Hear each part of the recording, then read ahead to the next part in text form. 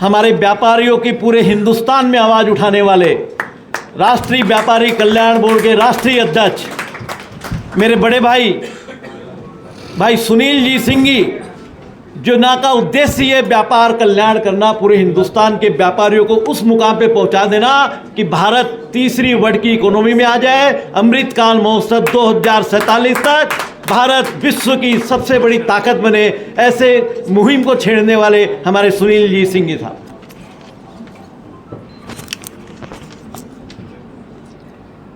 भारत माता की जय। अरे मैं गुजरात की धरती से आया हूँ और अभी माननीय मंत्री जी दिल्ली जा रहे हैं, प्रधानमंत्री जी साथ एक बैठक है। ये आवाज़ वहाँ तक वाइब्रेशन जाना चाहिए। भारत माता की जय। भारत माता की जय। मंच पर विराजित वन नेशन वन इलेक्शन के इस राजस्थान की पहल के इस कार्यक्रम में उपस्थित देश के पर्यावरण मित्र और जिन्होंने एक अलग छाप राजस्थान का नेतृत्व करने के साथ साथ भारत सरकार में विभिन्न मंत्रालयों में कार्य करके और आज देश के कानून मंत्री के रूप में आज अपने बीच विराजित है, ऐसे देश के ऊर्जावान मंत्री आदरणीय अर्जुन मेघवाल जी का मैं अभिवादन करता हूं और आप सबका अभिनंदन करता हूं। मंच पर विराजित आज के इस कार्यक्रम के मार्गदर्शक और जिनको पार्टी ने ये जिम्मेदारी सौंपी, जो भारतीय जनता पार्टी के एक वरिष्ठ नेता है, मेरे मार्गदर्शक है माननीय सुनील भार्गव जी, जिन्होंने बहुत छोटे शब्दों में जो प्रस्तावना रखी है उसका प्रतिबिंब आज इस कार्यक्रम के माध्यम से पूरे राजस्थान में जाएगा। अब शुरुआत माननीय मंत्री जी के माध्यम से और माननीय भैरू सिंह जी के इस सभागार में और माननीय केएल जैन साहब की उपस्थिति में अगर हो रहा है और इतनी बड़ी संख्या में हमारे व्यापार जगत के उद्यमी और व्यापारी बैठे हैं, तो यहाँ से जो भी कार्य प्रारंभ किया है, मैं तो मेघवाल साहब कहूँगा कि मेरा राष्ट्रीय व्यापारी कल्याण बोर्ड में नियुक्ति होने के बाद मैं पहली बार राजस्थान की धरती से मैंने कार्यक्रम प्रारंभ किया था। मैंने और पीयूष गोयल जी ने इसी प्रांगण में हमने कार्यक्रम केएल जैन साहब की अनुमति से किया था। तो मंजू जी, हमने आज पूरे हिंदुस्तान के हर राज्य में एक भारत श्रेष्ठ भारत, अनेकता में एकता, व्यापारी की विशेषता को लेकर हम आगे गए हैं। तो भार्गव साहब, ये आप मान के चलिए, ये आपके बाजू में सुभाष गोयल जी बैठे हैं, इन व्यापारियों का कार्य आप इनको सौंप देना। हम सब घर घर ले जाकर इस अभियान को इस तरह से द्रुत गति से समर्थन और संवाद के माध्यम से और एक ऐसा समर्थन खड़ा करने का प्रयत्न करेंगे जिसकी अभिलाषा आपने इस कार्यक्रम में रखी होगी। मंच पर बैठे भूदेव जी, हमारी लोकप्रिय सांसद मंजू जी और आप सभी को मैं बारंबार इस सभागृह में तो मेरे को अब एक एक कुर्सी भी याद होने लग गई है। इतना प्यार और इतना स्नेह इस कार्यक्रम के माध्यम से सुरेश जी और अरुण जी आपने दिया है, लेकिन अब अच्छा लगता है कि कौन से डायरेक्शन में रह के अच्छा बोला जा सकता है वो भी मालूम होना चालू हो गया है। लेकिन आज का विषय है, ये विषय बहुत आनंद का विषय है और आनंद का विषय इसलिए है कि प्रभु राम को 500 साल के बाद रामलीला में विराजित होने के बाद हम उस समय के साक्षी हैं कि भगवान राम को विराजित करने के बाद पहली दिवाली मनाने का हमको सौभाग्य मिला है और वो सौभाग्यशाली हम सब हैं। उसी क्रम में भारत सरकार का अभी जो बजट आया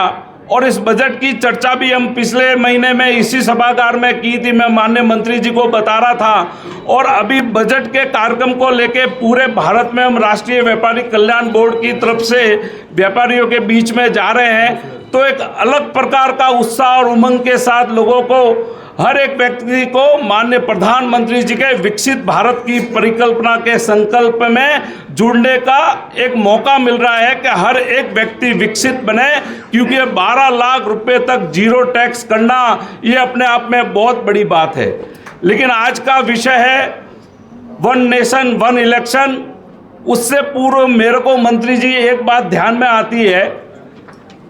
कि इसमें तो हमको मतदान के माध्यम से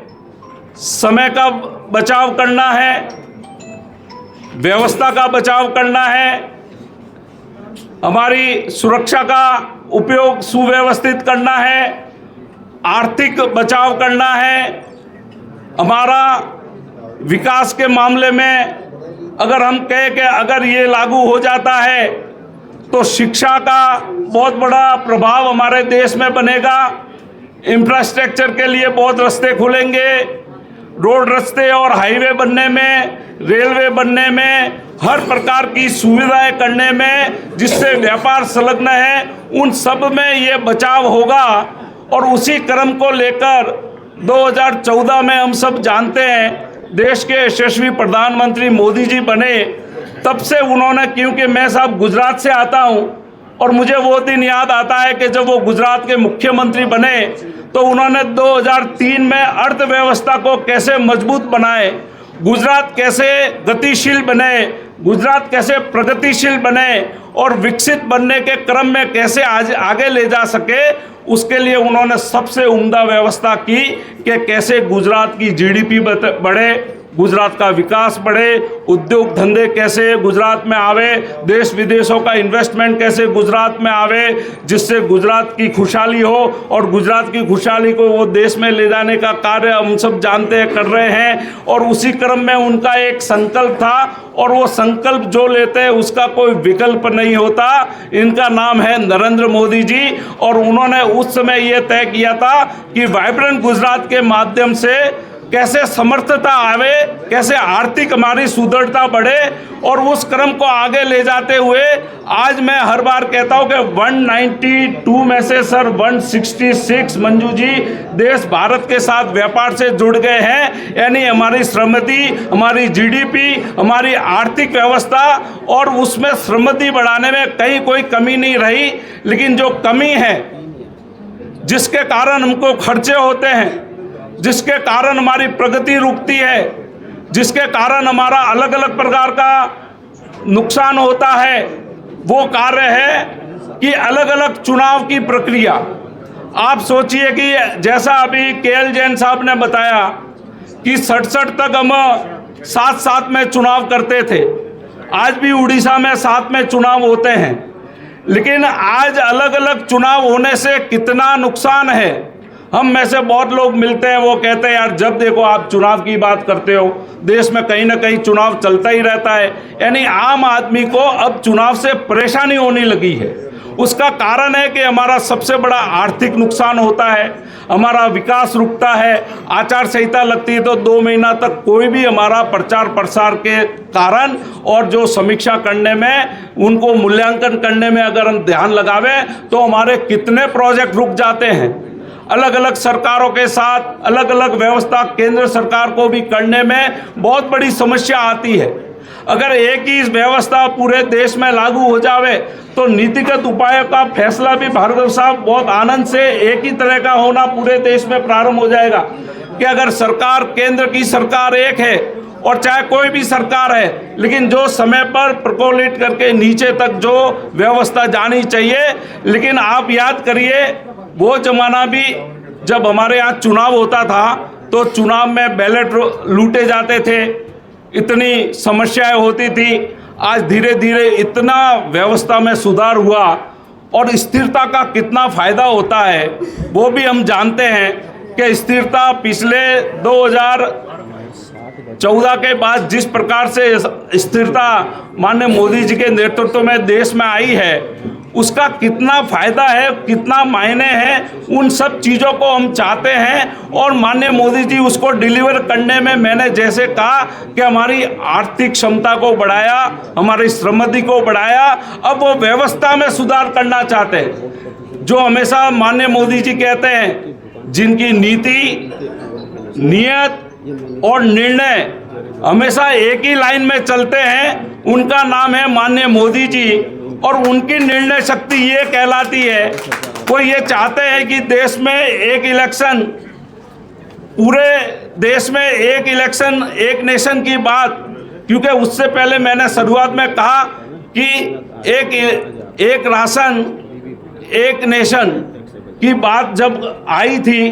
तब बहुत बड़े बड़े अलग अलग प्रकार के प्रश्न खड़े हुए, ये कैसे संभव हो सकता है। जब मोदी जी ने वन राशन वन नेशन को लागू कर दिया, एक व्यक्ति गरीब आदमी कहीं भी अपने राशन कार्ड को लेकर जाकर और वो अपना अन्न को प्रदान ले सकता है, तो आप सोचिए कि वो तो लेने की बात है, उसमें व्यापार आता है, उसमें उसका स्टेट आता है, उसका जगह आती है, उसका डिस्ट्रिक्ट का प्रशासन आता है। लेकिन ये तो हमारा चुनाव की प्रक्रिया है। चुनाव प्रक्रिया में हम जिस दिन चुनाव होता है उस दिन अगर सारे चुनाव का सिस्टम राज्य का और हमारे केंद्र का एक साथ ही हो जावे, तो मैं आपको कहना चाहता हूं कि देश के यशस्वी प्रधानमंत्री जी ने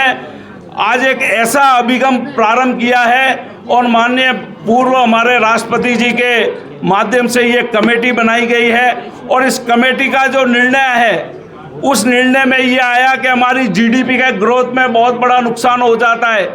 लाखों करोड़ के खर्चा, आप व्यापारी, आपको बहुत समझाने की आवश्यकता नहीं, लाखों करोड़ों का खर्चा हमारे अलग अलग चुनाव होने के कारण हमारे को उसकी रक्षा सुरक्षा में कितना खर्चा करना पड़ता है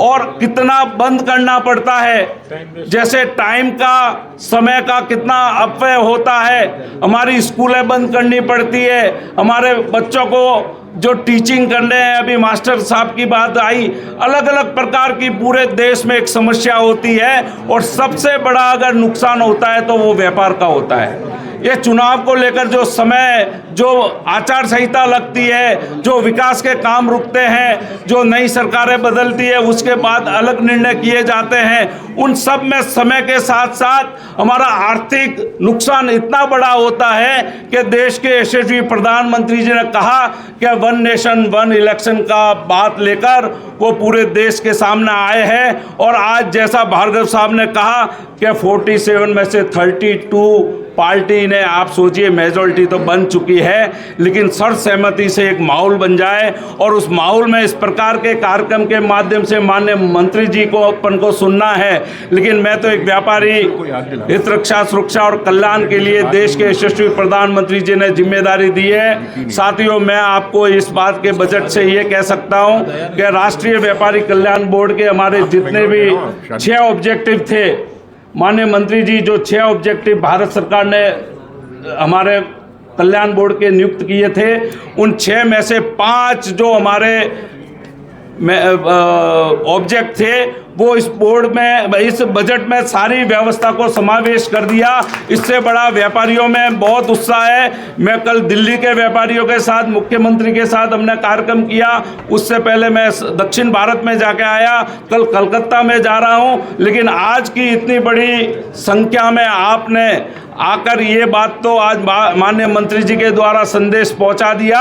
कि एक इलेक्शन एक नेशन एक इलेक्शन की बात को लेकर हर एक व्यक्ति और व्यापारी अग्रिम पंक्ति में है कि सबसे बड़ा फायदा होता है वो आर्थिक जगत में होता है। और आर्थिक समीक्षा को करके अगर हमारी समृद्धि होती है तो साथियों, आने वाले समय में देश में बहुत अच्छा माहौल बनेगा।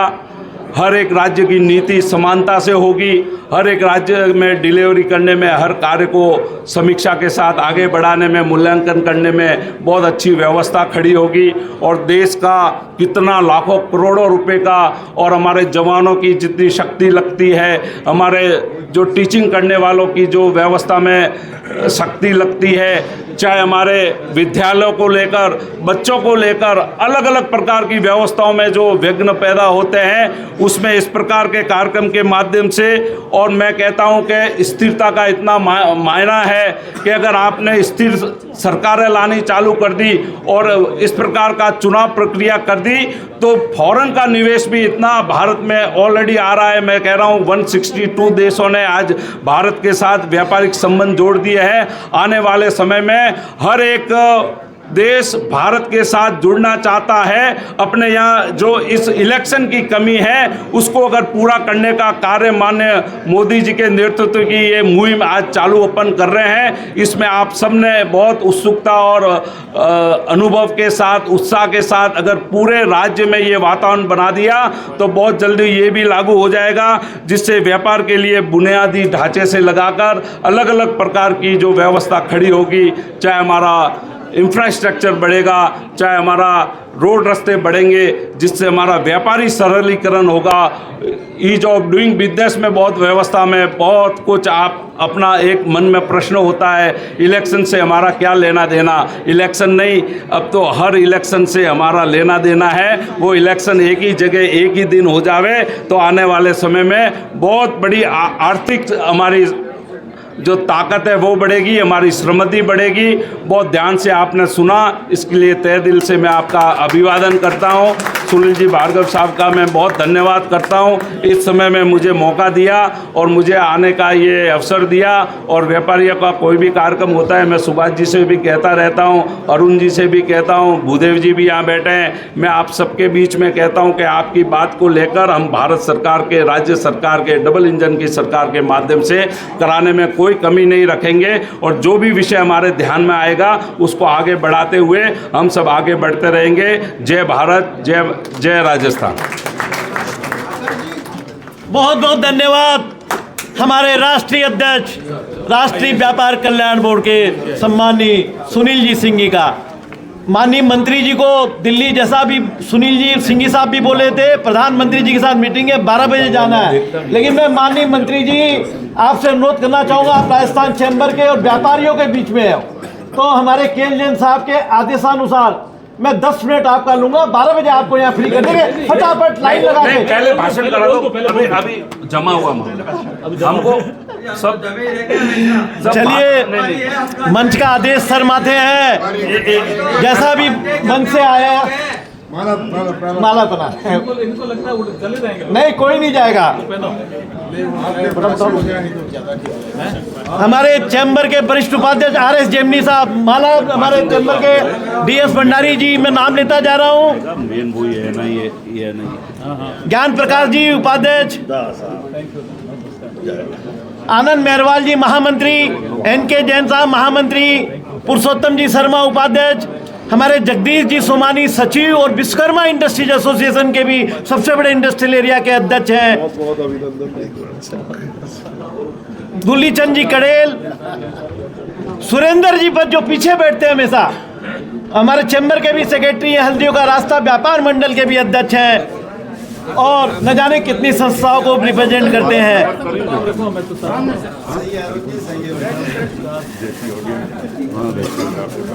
रवि रेला जी,